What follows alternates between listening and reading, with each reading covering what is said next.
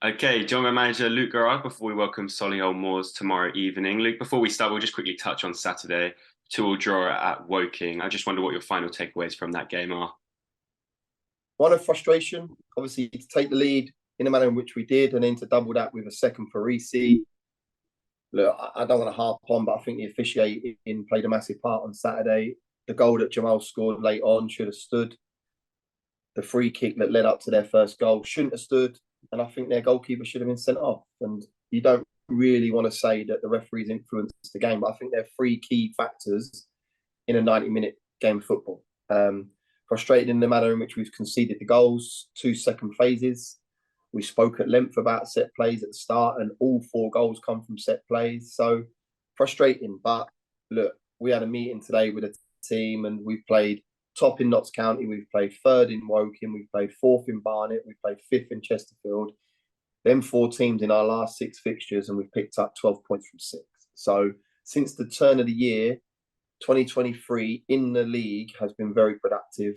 To go to Woking and take a point at the start of the game, you'd be over the moon with, just because of the way their season's going, but frustration because you take a 2-goal lead, and with our defensive record and how sound we are when it comes to defending leads, yeah, slightly disappointed.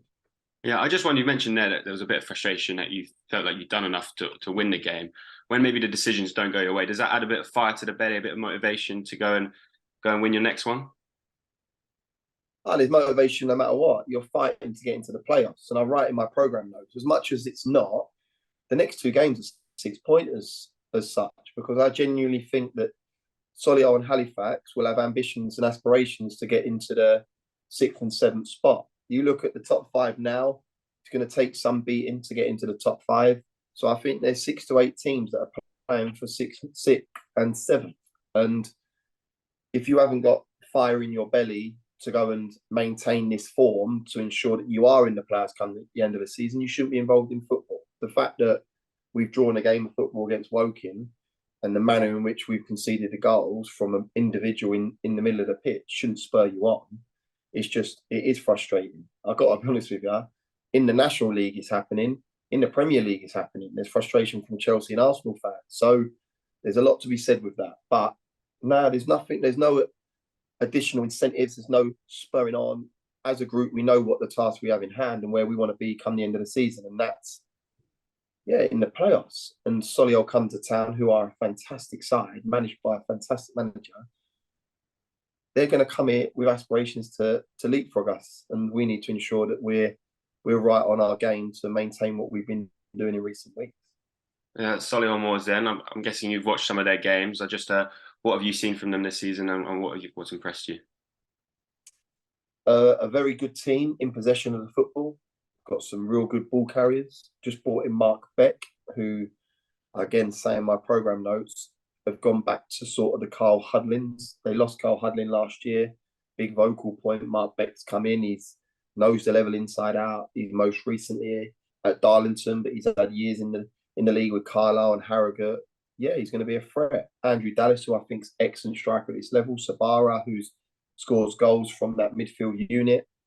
They're a good side. They went to Dagenham on Saturday and caused Dagenham problems. They've got good movement, good fluidity. And we need to make sure we're right on our game to deal with that. And like I say, week in, week out, we're full of confidence. There's an air of confidence here, not arrogance. There's got to be a consistency with the way we're performing. And if we go and perform like we did in large spells on Saturday, we feel we can cause problems to Solihull on Tuesday evening.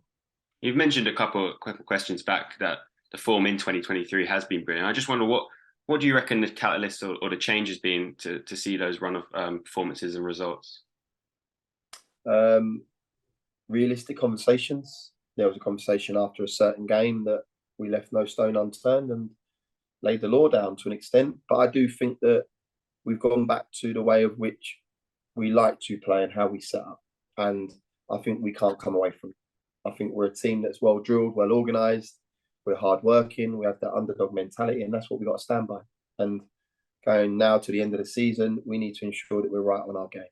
And you said it last week when we played Chesterfield, we'd only won 2 games off the back of our FA Cup run last year. We've now won 3 and picked up a draw in our last 4 after the run of Accrington. So yeah, like I said, post-mortem, pre-mortem, there's a lot of experience that's been had over the last year and a season, and we need to ensure that we continue with the work that we're doing, believe in what we processes and procedures moving forward. And yeah, as long as the boys work ever so hard, they won't hear me grumble.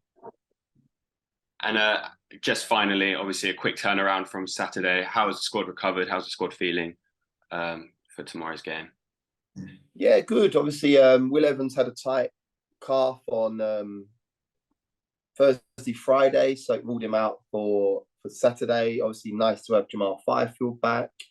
Love's still nursing his knee, so we got to see where he's at. Obviously, he was named in the squad against Woking on Saturday, but it was because we couldn't fill the bench.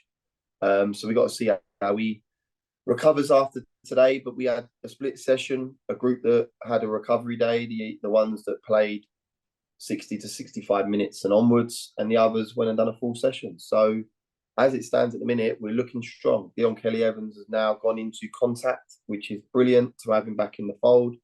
And yeah, you got the likes of Danny Elliott and George Williams going out the building, but we still have such a strong squad going to Woking with the likes of Will Evans and Dion Kelly-Evans still to come in the fold. So we're in a good position. We're in a good position. We need to ride our luck with injuries and suspensions, but as it stands at the minute, we're going into a tough period of the next 5 weeks with Saturday, Tuesdays with a strong squad.